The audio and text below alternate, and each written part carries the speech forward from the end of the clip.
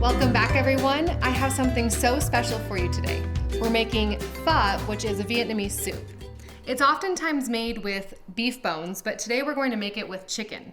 We're essentially making bone broth with chicken, and we're going to add a bunch of Vietnamese spices to it, and it will make the most delicious broth. We're also going to do it in the slow cooker overnight. We just have to put everything in here, turn it on, and in the morning you're going to have a delicious broth. Let's deal with the chicken first. Last time I made bone broth with you guys, we started with a whole raw chicken. This is essentially the same thing, I just have this chicken from the butcher that's already been cut up. So I have 2 leg quarters, which is the leg and the thighs, and then I have 2 breasts as well.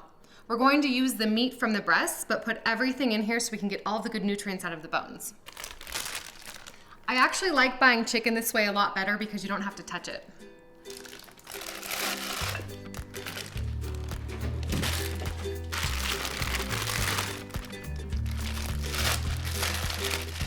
All right, so chicken's in, and now we'll add the things that we would normally add to chicken stock.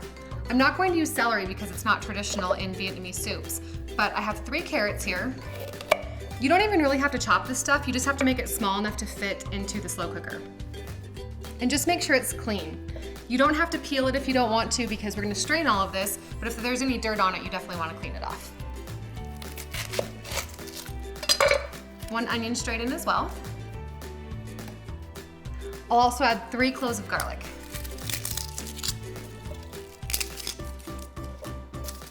Just smash them open to get the most flavor.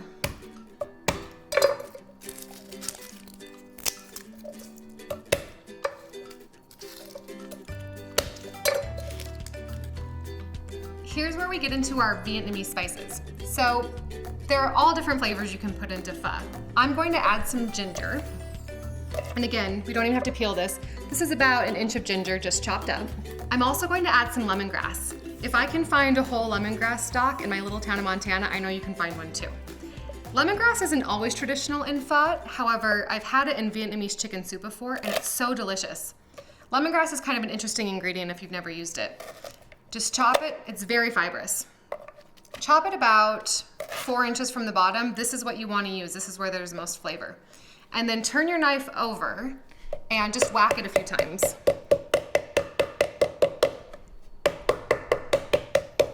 You actually want to bruise it to get flavor out of it. And then you can just throw this whole thing in. Next up, let me show you the spices that we're going to use. Now I have a few tips for you on these spices. They're not very common, so find them in the bulk aisle of your grocery store. I bought all of these spices in the bulk aisle. You can see I've got them in the little bags with the numbers on them. This will save you so much money.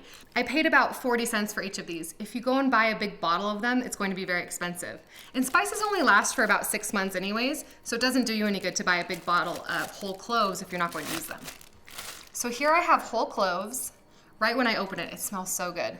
These are whole cloves, whoops, just 4 of them. And these aren't exact measurements. I do about 4 or 5 of these, but if you only could find 3 or you have 6, that's totally fine. Next up are whole cardamom pods. That's really hard to say. Cardamom is a great spice, and these are the whole pods. You can also buy powdered cardamom, but here we actually want these whole pods because it does give it a different flavor. So I have 5 cardamom pods as well. 1 small cinnamon stick, which I know you might be thinking that that sounds kind of different or interesting. The soup isn't sweet, but cinnamon imparts such a great flavor into the soup. And finally, for our Vietnamese spices, I have whole star anise. Star anise is used in all different kinds of flavors of cooking. I'll show you this, it's really pretty. So 3 whole star anise. Next up, because it's usually in chicken stock, we're going to do about a half a teaspoon of whole black peppercorns. And use whole peppercorns if you can because you get the great flavor out of it without all the pepper bits. It actually does make a difference in the flavor.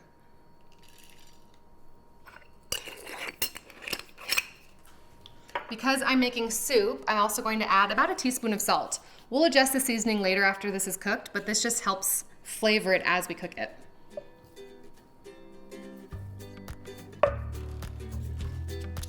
And finally, this is not traditional, but this helps get the collagen out of the bones. We need to put something acidic into our broth to make it even better for us. So I'm going to add 2 tablespoons of apple cider vinegar. You could use distilled white vinegar or any vinegar that you have. I like the flavor of apple cider vinegar. I don't think it changes the flavor of our soup too much. And again, that's what pulls all of the good stuff out of the bones and makes this so healing. That's it. From here, we'll just fill this with water, turn it on, let it go overnight. You want to let it go at least 5 hours to get really good flavor out of it. You can let it go overnight or even up to 24 hours. The longer you let it go, the better it gets for you. There's one other thing that you want to do. About 2 or 3 hours in, after this has been on high, you want to take the chicken out, take the meat off of the bones, and then put the chicken bones and skin back in. If you leave your meat in here overnight, it will get really, really tough. I'm going to fill this with purified water to about 1/2 inch below the top. Use purified water if you can, because if you don't filter your water, your liver has to filter it. I have my water in my slow cooker. I'll just set it in here, pop the top on. If you have one of these slow cookers that has these latches, don't latch it. That is only for transporting it. I'll turn it on high, and I'm good to go. Like I said, in a few hours, I'm going to pull the meat off the bones, but other than that, I'm just gonna let this go overnight. Good morning, everyone. We have our pho cooking away here, and it looks absolutely amazing. It smells insanely good in here as well. We've got 2 recipes we're making today. Both are Vietnamese. We have our pho, and we're also making banh mi wraps. And banh mi sandwiches are all the rage right now. It's such a delicious flavor, and I'm going to lighten it up today and serve it in lettuce wraps instead of on a baguette. We're going to go back and forth here a little bit as we make these 2 recipes. Let's start with the pho. You can see here it has this deep, rich color. I've been cooking this for about 16 hours. And remember, a few hours in, I pulled the chicken off of the bones and then put all of the bones back in. We have one more ingredient to add, and it's optional. It's traditional, and it really adds a deep complexity to it that is really, really special. It's fish sauce. And if you've never used fish sauce before, it might be a little bit different of an ingredient. Don't smell it. It does not smell great. So the first time you smell it, you might think, why on earth would I add that to my food? But it really does add a lot. And if you get pho at a restaurant, or most Asian restaurants will actually use fish sauce and you don't even know it. So I recommend adding a teaspoon, but of course you don't have to. This is totally optional.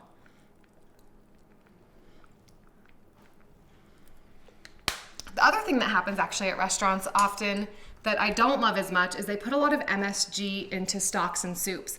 That's what gives it the deep, rich flavor that makes it taste like it was cooking for 16 hours. We obviously don't need to do that here because it's unhealthy, but we cooked it long enough to get that deep flavor without having to add MSG to it. Before we strain our pho broth, let's talk about the veggies for our banh mi style wraps. We're going to do what's called a quick pickle. This is where we take some vinegar and a few ingredients and heat it up, pour it over our veggies, and stick it in the refrigerator. It will turn into pickles in about 20 minutes. In this sauce pot, I have about 1/2 cup of distilled white vinegar, just plain distilled white vinegar, 1/2 cup of water, 1/4 teaspoon of sea salt. I did a couple of big pieces of ginger just to give it extra really good flavor. And to sweeten it up, I'm using a really special ingredient. It's coconut sugar, and you can see this brown sugar here. It's also called coconut crystals. Coconut sugar has a lower glycemic index and a really deep, rich flavor. This isn't necessarily traditional Vietnamese, it's just what I have on hand. You can use any sugar that you want. I'll move this out of the way, and again, this is hot. I heated this up. It's the hot vinegar and liquid over the veggies that does the quick pickle. Traditionally, in a banh mi style sandwich, you're going to have pickled carrots and daikon radish. They also add cucumber, and you can add jalapeno or whatever you want. I'm actually going to pickle all of the veggies because I love the flavor of it. Let's start with our carrots. I love showing people how to make different textures of food. One of the reasons people think that their food at home doesn't taste as good as food at restaurants is because they don't know how to use different textures. So I have a few different peelers here, and I'll show you guys how to use these. The first one is a julienne peeler. These are really inexpensive, and it's a great tool to have in your kitchen. Just slide it along the top of your carrot, and you'll have these perfect little slices that come out. So I'll rock out a couple of these.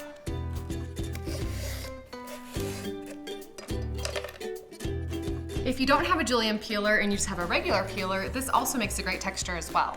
Just slide it right down the top of your carrot, and you'll have these great ribbons that come out, and they're great in your food as well.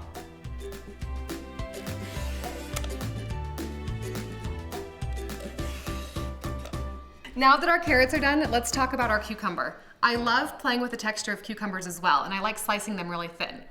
I love using a mandolin, but if you've ever used one, you know you have to be very careful. I actually cut the top of my finger off with one, so I haven't used a big one since. But I love this little handheld mandolin. You still have to be very careful with it. This is a ceramic blade and it's really sharp, but it's a great tool to have in your kitchen. To slice my cucumber, to start off, I'm just gonna slice it on the diagonal and then take my handheld mandolin. I have this on the largest setting on the back, and again, be very careful with this. And then just go straight down.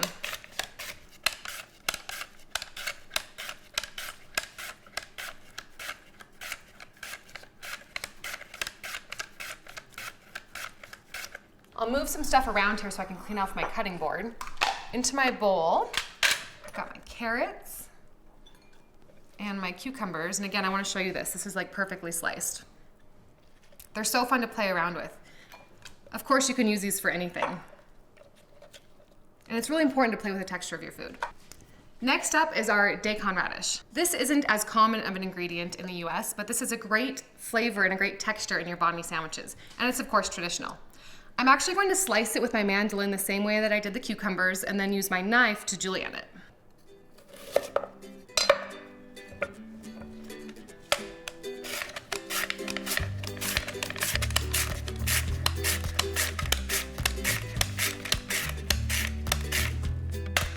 Just like the cucumber, I'm leaving a big piece of this at the end as well.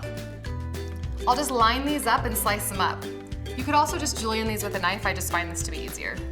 Okay, I've got these lined up and I'm just gonna slice them really thin to julienne slice them.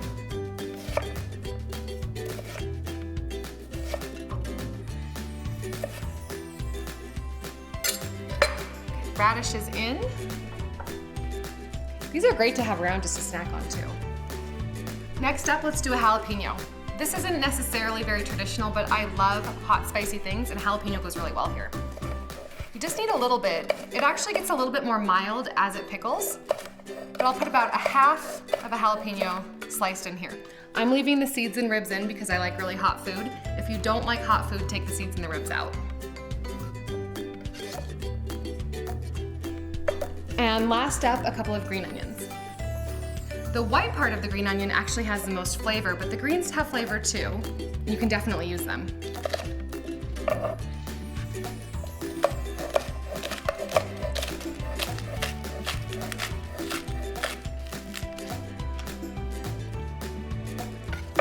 All right, green onions in. Now we'll just pour our pickling liquid right over the top, pop this in the refrigerator for about 20 minutes, and we'll have perfectly pickled veggies.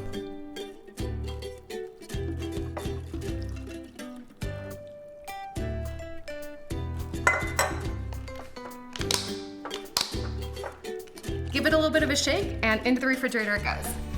It's time to strain our pho broth. I have a big bowl here that I'll strain it into. This large colander here is just a safety in case any of my big pieces fall out. I'm going to strain it through this fine mesh colander. You can see how my strainer caught all of these pieces here. And again, this big one was just a safety.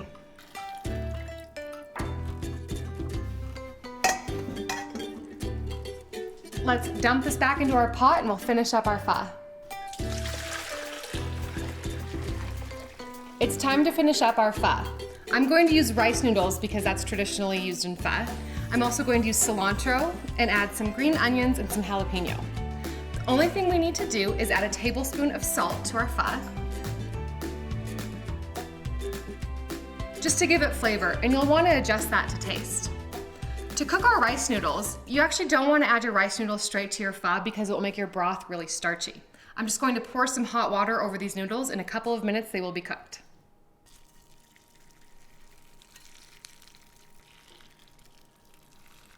It'll take about 5 minutes for these noodles to get soft, then I'll drain and rinse them just so they don't get extra soggy. It's time to assemble both of our dishes. One other thing I want to mention about pho, or actually any broth in general, it freezes beautifully. So if you only eat half of this right now, make sure you freeze the other half and you'll always have a healthy meal on hand. Pho is really a dish that you assemble yourself. If you order it in a restaurant, they give you the broth and then you put all of your ingredients in. So I'll start with a few scoops of this very thick, amazing broth. And to that, I'll just add some noodles. This is great because you can really adjust it to however you like it. I like a couple of handfuls of noodles. And then some green onions, some cilantro. They always leave it whole, so I'm leaving it whole as well. And then some jalapenos. Again, I really like hot food. If you don't like hot food, you can leave those out. The last thing to do is assemble my banh mi wraps. I really want to eat this, but I want to get these done first. So let me get this out of the way. And I have the chicken that I pulled off of the bones last night. This already has a bunch of Vietnamese spices in it, so it's perfect to use for these banh mi wraps. I'm just going to shred it with my fingers.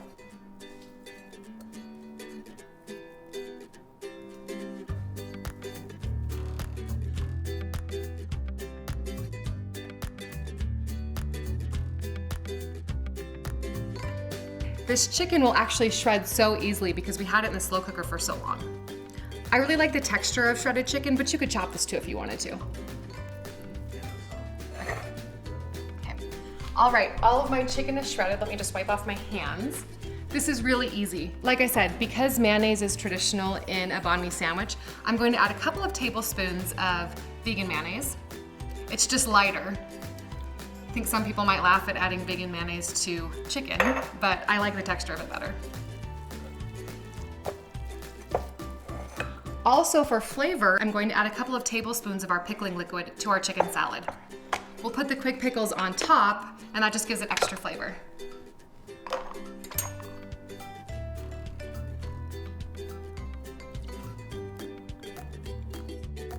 That was about 4 tablespoons of our pickling liquid. This smells so heavenly right now. I'm also going to add just a little bit of black pepper. And our chicken is done. Let me scoot all of this over. I'll put these together with my hands as well. This is a little bit of a messy hands day, but it's worth it because it's so good. Add just a scoop of chicken to each lettuce cup. And this is just romaine lettuce that I washed. I love using these instead of tortillas or sandwich bread. It's great crunch and great texture and great flavor, and it's also healthier. If you've ever had a banh mi sandwich, you are going to love this. And even if you've never tried it, once you try these flavors, you'll want this all the time. So we have all of our chicken in, and honestly, the easiest way to put the veggies on is with your fingers. Just add a couple of each to each wrap. Let's add a couple of carrots as well. Of course, you can do this in any order that you want. And don't forget the radish. And of course, our green onions too.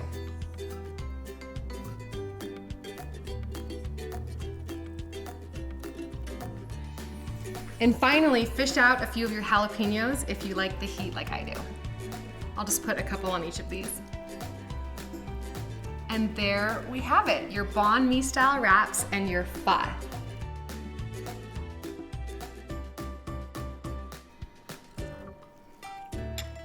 It's so delicious. And just for good measure, I better take a bite of one of these as well. Here we go. These can be a little messy, but it's totally worth it.